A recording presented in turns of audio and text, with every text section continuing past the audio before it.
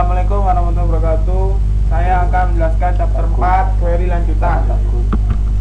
Tujuan mengenal bentuk-bentuk pengembangan query SQL, mengenal subquery dan pada banyak kolom, mengenal subquery pada from. Apa itu subquery? Subquery merupakan bentuk query lanjutan untuk penyerahan data yang lebih kompleks. Subquery adalah statement select yang dilampirkan sebagai klausa dalam statement SQL yang lain.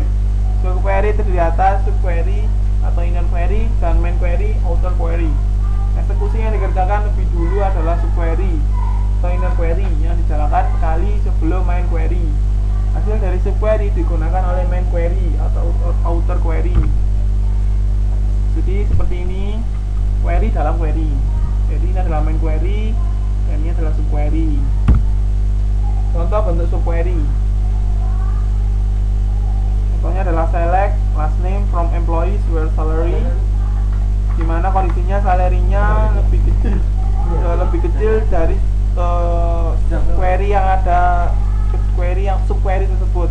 Subquery-nya adalah select salary from employees where employees ID sama dengan 149. Apa itu subquery pada banyak kolom? Ada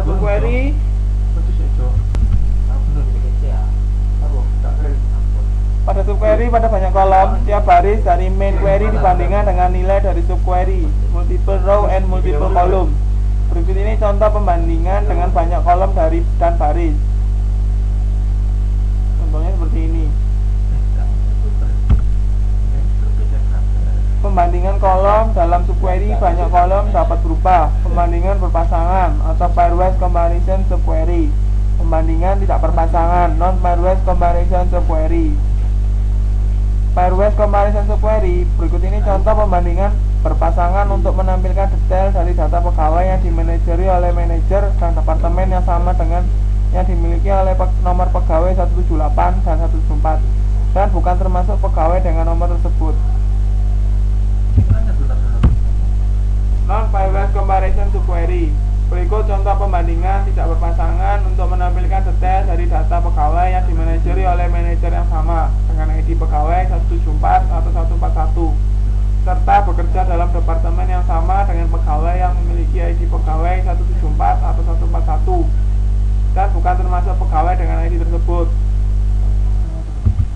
Query-nya seperti ini: select employee ID, manager ID, department ID, from employees where manager ID, in select manager ID, from employees where employees ID, in 174 141,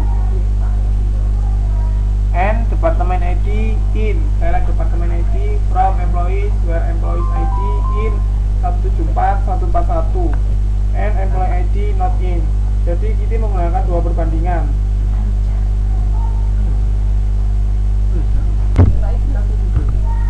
Subquery pada klausa from. Subquery pada klausa from. Query bisa diletakkan di dalam klausa from untuk membentuk tabel temporer. Query semacam ini dikenal juga dengan istilah inline view karena tidak membentuk objek database.